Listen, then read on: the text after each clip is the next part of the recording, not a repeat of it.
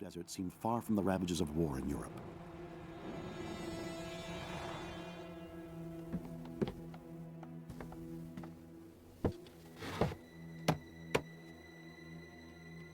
"100 tons of TNT, a rehearsal, to scale and calibrate the power of an untested atomic weapon.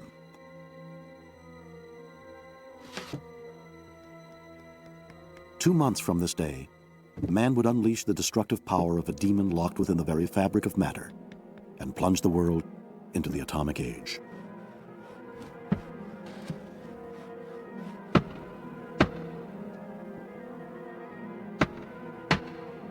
For the next 20 years, testing the power of the atomic bomb would hold the world captive by events shrouded in secrecy.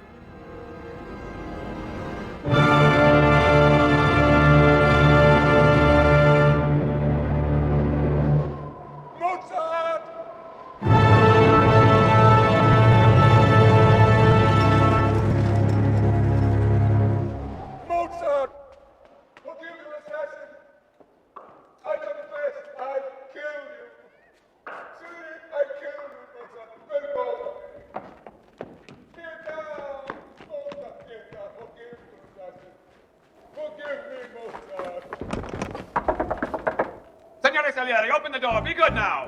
So, you're playing the game of life.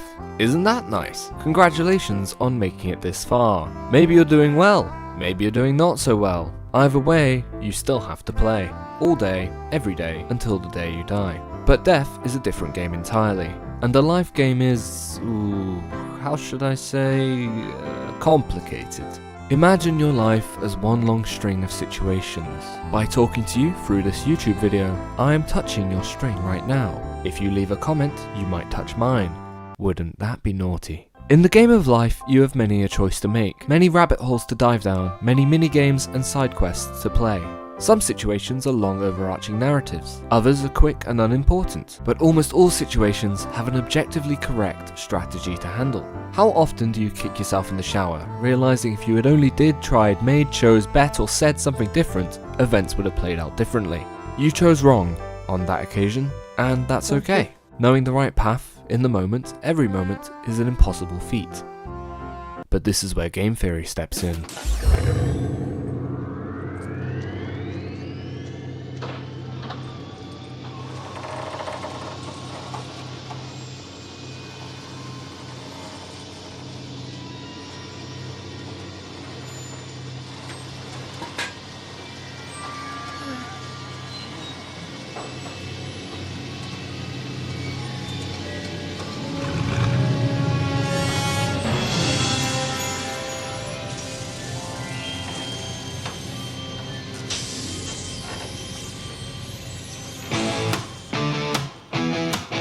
Call me Marty McFly, I'm one hell of a guy. Me and Doc can beat the clock, cause our car can't fly. This here DeLorean lets me do things again. We're making bucks, we got the flux, capacity to win.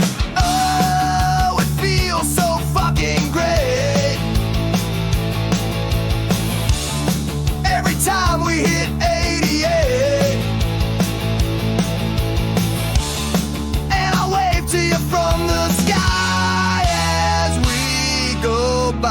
I'm one hell of a guy, call me Marty McFly. We're just...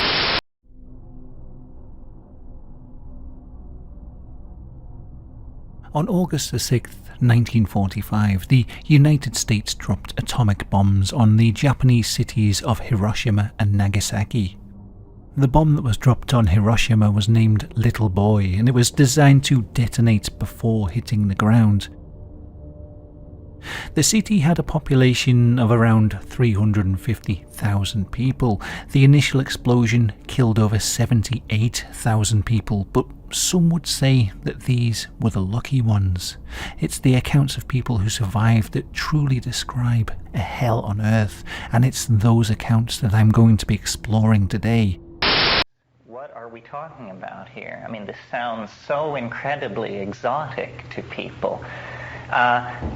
The Renaissance had the concept of what it called the presci theologi, And if my Latin and Greek irritates you, you have to understand you're dealing with a boy from a coal mining town in Colorado. So I do mangle these things. The Preskytheologi were Orpheus, Moses, and primarily Hermes Trismegistus. Hermes Trismegistus was the primary source, from the point of view of the Renaissance, of this whole mystery tradition. And you recall from last night's lecture that this is based on a misunderstanding. The Renaissance believed that Hermes Trismegistus was older than Moses. We know now, thanks to Isaac and Maric Casaubon, two philologists of the early 17th century, that definitely the Hermetic corpus was composed between the 1st and 2nd centuries after Christ. The method of the Casaubons was to examine the philosophical language of the Corpus Hermeticum and show that there were words and phrases there that were post-Platonic and derivative from philosophers whose dates we have fully in hand. Now, if you go to an occult bookstore, you will find that to this day this error persists. There are people who still want to claim that this stuff is older than dynastic Egypt. There are even books available. I was in Shambhala a week ago claiming to teach you how to change lead into gold. Well, from my point of view, this just evokes a small smile. The old errors persist. The puffers are still at it. But what Hermes Trismegistus is a character who appears in many guises in these Hermetic dialogues. What's the movie that we have never seen because you haven't made it? And make that movie. Years ago when I first heard this, I took it as a challenge. Like Tarantino was saying, go make something the world's never seen before. Something bold, something completely original. And for a long time, that's what I chased. I believed that true artistry was about being a visionary, about originality. But over time, that interpretation started to fall apart. You soon realize that every story is... March 1938. Hitler invades Austria. The Third Reich begins to flex its military muscle. Later that year, German scientists discover fission of the uranium nucleus. Signore, we have something special for you. Something you're going to love. Is that good? Signore, believe me, this is the most delicious thing I ever ate in my life. Republican leaders are apparently so scared that the Epstein files are going to get out now that they're threatening their colleagues. Right? And this is apparently Trump's afraid that files might implicate his friends. And all of this, it started with a bipartisan effort launched by Republican Thomas Massie and Democrat Ro Khanna, because they've just been working towards gathering enough signatures on a discharge petition that would force the House to vote on a bill requiring the DOJ to release the files. And now we've been waiting for this. A Democrat in Arizona just won a House seat in a special election this week. It seems like they've secured enough support to get the ball rolling. Right? And that Democrat, Adelita Grijalva, she's already committed to signing the petition once she gets sworn in. And the big thing is she's going to be the 218th person to back it, and 218 has been the magic number here. And so with that, you had Ro Khanna saying we're one step closer to releasing the full Epstein files and justice for the survivors. But it doesn't mean that it's guaranteed. Okay. Show me.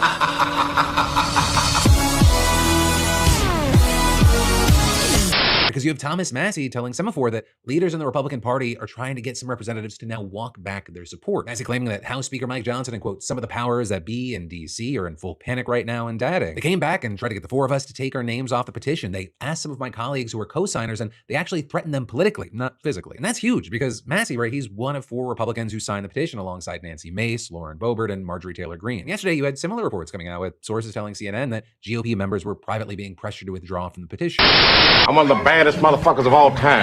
One of the best singers, one of the best looking motherfuckers you've ever seen. Hold my drink, bitch. I'm Rick James, bitch. Enjoy yourself. Charlie Murphy! I'm Rick James, bitch. Yeah. It's a true Hollywood story in the booth tonight. Charlie Murphy told you, Dave Chappelle showed you. But now I'ma rap it out loud with them pancakes on the stove. I'm Rick James, bitch. Yeah, you know my name. Super freak swagger, snorting fire through the flame. Every problem that I see, every hater in my lane. The 5 fingers that they didn't slap, your shame. The milk's gone bad, it's super freaking super bad. I'm Michael's out, I'm Michael's just spread over, pull her hair. What the fuck, cuck, beware, I do the dare. Triple down my on her head or with some flares. I'm Rick James, bitch. From top to the grave, bitch. Fame got me twisted, cocaine, tidal wave, bitch. Pain in the pebbles, but I'll never misbehave, bitch. Nah, fuck that soft shit, cut it and snort it off, shit. That's just how I do it, honey. They never should have give you niggas money. I'm Rick James, bitch. Watch me do a lane switch. This is a main stitch, holding big brains, bitch. Get up to the hit that snake line. Holla switch and you be ballin' if you're staring and had to pick your own switch back to that quick. Cause I'm motherfucking Rick James, bitch. I'm Rick James, bitch. You know my name. Super freak swagger, snorting fire through the flame. Every problem that I see, every hater in lane. The 5 fingers said that after sucking shame, the mill's gone big. I'm Rick James, bitch. More time to the grave, bitch. Fame got me twisted. Cocaine tidal wave, bitch. Pain in the base, bitch. But I never misbehave, bitch. Now fuck that tough. Cut it up and all shit. Oh shit, that's just how I do it, honey. They never should've gave his money. I'm Rick James, bitch. Watch me do a lane switch. This is a main stick. Hold a big brains, bitch.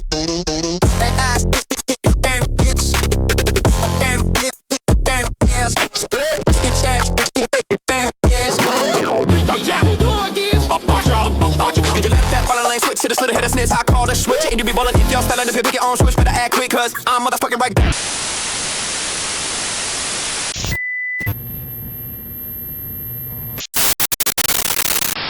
So lovely. Excuse me? I was referring to the view, eternity. Never looked so lovely.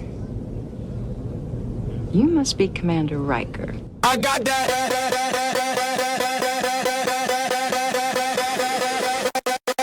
I got that.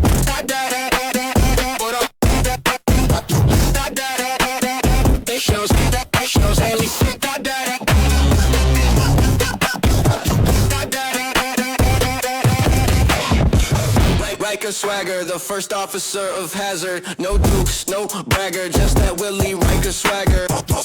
Riker swagger, first officer of hazard. No dukes, no bragger, just that Willie Riker swagger. Step over the chair, beware, I take the dare. No double dog deuce, can't bruise, above my truce. I don't bluff, I stay loose and spruce. A goose, who's caboose, who's moose over the exposure north of the noose. This is the only pure thing in this world. The fire came from the mountain, burnt our forest. My people cried for help. Okay, 1, but 2, Ava 3 did not come.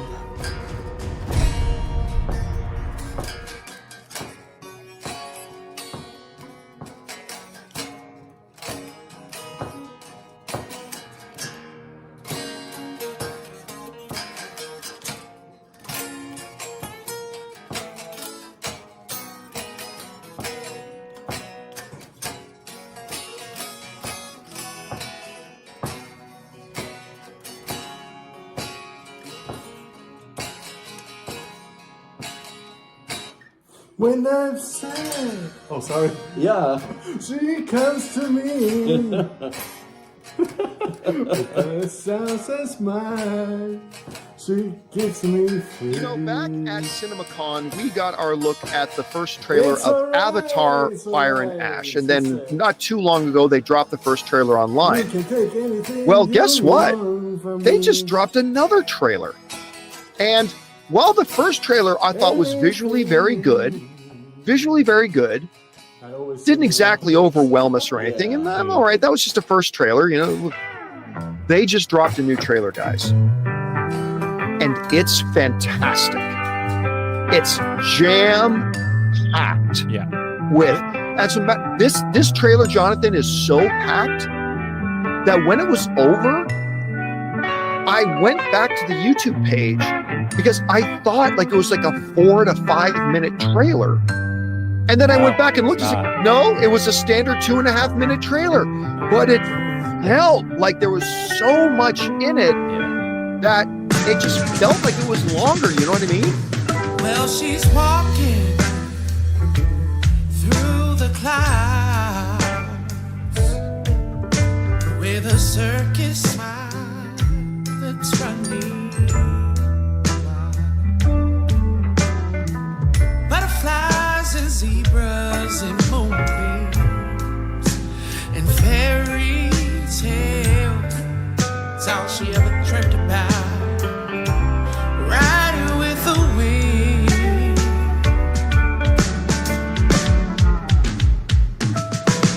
When I'm sad, she comes to me with 1,000 smiles she gives to me free. It's alright, don't worry, it's alright. Take anything you want from me. Anything.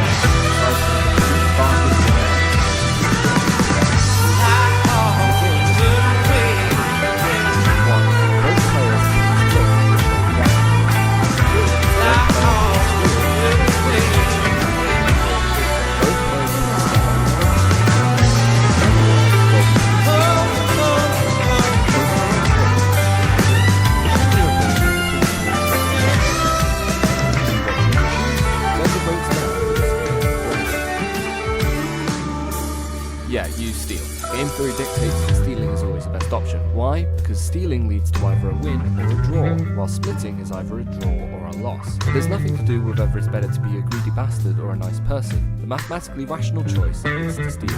However, if both players play rationally, as game theory assumes, then both players will arrive at this conclusion. They will both pick steal and win nothing. This is known as a Nash equilibrium, where neither player would have anything to gain from making any other choice. It was first proposed by Professor John Nash, the schizophrenic mathematical genius played by Gladiator. However, the reason the prisoner's dilemma is so, well, dilemma-y is because the most favourable outcome is of course both players splitting, but the best choice is to steal. And so this leads to a rational paradox, where your best choice on paper most often leads to your least desirable outcome. But the life game is not played on paper. In life, people are allowed to talk, to converse, to coerce, to tattle, persuade, manipulate and guilt trip. The dialogue aspect of Golden Balls makes it truly compelling entertainment, adding a whole new factor that completely skews rational game theory. One analysis of the TV show's 289 glorious episodes found that across all games and players, Split was chosen approximately 53% of the time, with only 47% of players choosing Steal. Regardless of the outcome of any of these games, it can be concluded that 53% of people behaved completely irrationally from the perspective of a game theory purist. People are imbeciles. Do not be people. If you ever find yourself in a version of the prisoner's dilemma, be a cold bastard and pick Steal. Pick betray, pick defect, rat, lie, snitch. It's okay, don't feel guilty. You don't need morals when maths is on your side. Speaking of morality, who's up for a cheeky game of kidnap? Let's imagine you've kidnapped your favourite celebrity. Should be fairly easy for a twisted little mind like yours. You demand a hefty ransom and it is promptly paid. Now you are faced with a choice. Be true to your word and release the hostage, or take care of them. Seems fairly simple, so here is the dilemma. The hostage knows your face and name. Why? Because you got lonely and hung out with them. You sad little moron. Anyway, if released, the hostage would be able to aid the authorities in tracking you down and imprisoning you. if they chose to do so, whilst terminating the hostage would leave you rich and free from jail for certain. But you would greatly prefer not to become a murderer, especially as the prisoner is your idol. In an ideal world, you would release them and they would stay silent. Here are all the options with a rough numerical value assigned to the outcome for each player. What should you do? Cast your votes now by calling this hotline. Yeah, you killed him. It doesn't really matter what you think, just kill him. It's not a debate, maths has decided. Game theory dictates that eliminating the hostage, which will again ruin your chances of achieving the most desirable outcome, is still a better option when faced with a 50% chance of imprisonment. But life often has other factors to consider. For example, if your prisoner develops a touch of the old Stockholm Syndrome, well, that changes the game. If they love you, it's less likely they will go ahead and rat you out, so the best option might be to release them. Or maybe you're in a future where mind potatoes could force your hostage to testify against you, unwittingly, in which case, definitely kill them. But hostage romances and crazy imaginations aside, in base principle, eliminating the captive is always the best option if you're going to play the kidnap game. Ignore the potentially better scenario and take the guaranteed victory. But please, I implore you, do not actually try and play kidnap in real life. Believe me, it's just not very fun. Moving on.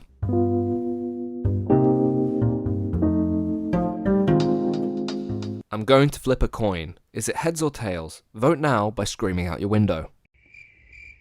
It was tails. Pretty easy game, huh? But only about 40% of you won it.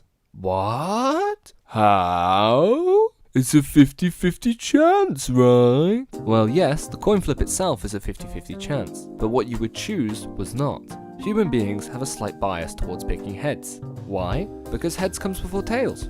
So it's often the first thing that comes to mind when making such a call. So, if you're a tails never fails person, congratulations. You are in a statistical minority.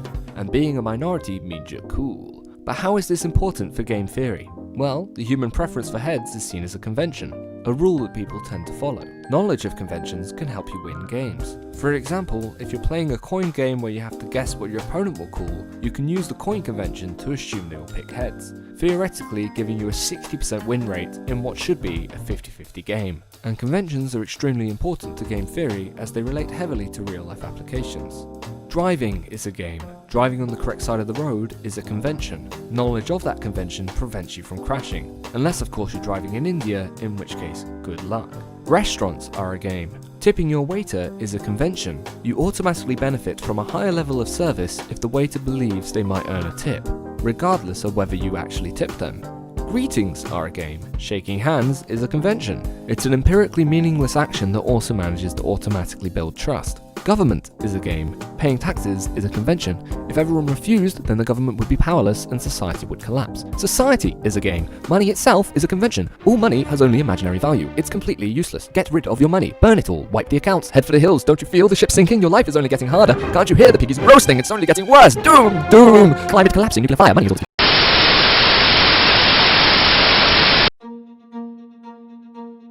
What if the next year wasn't just a set of dates on a timeline, but a story unfolding? Not a series of actions, but living moments. What if each season was a chance to build something beautiful, to carve light out of the shadow? What if we wrote an entirely new story, a love letter to the love that slipped away? A ballad of memory and imagination, painted like a dream you only half remember. It's not just a project, it's a promise that fleeting beauty can still be held, even if just for a moment. And alongside it, the shadow that informs, a lesson that does not preach, but plays like a mixtape of truth. Clips and myths, comedy and silence, stitched together until you see yourself in the mirror. Because the shadow doesn't vanish, it dances. And if you're brave enough, it dances with you. So look forward, not to deadlines, but to revelations. Look forward to the laughter that cuts through the grief, to the stories that remix your memory, to the shadows that will finally learn how to play. Never had a camera in my head. The future for Marc Anthony Nolan and C.E. Manny and Co. isn't written. Your future isn't written.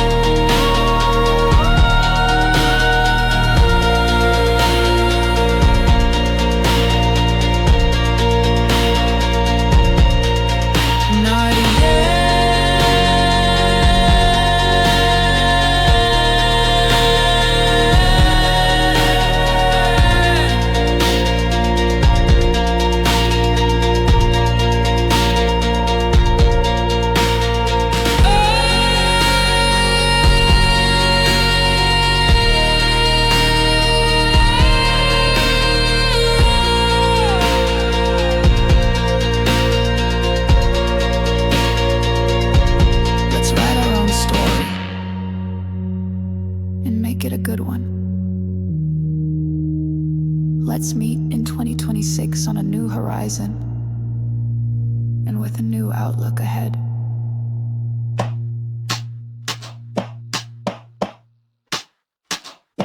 I'ma be real big one day, just you watch and see.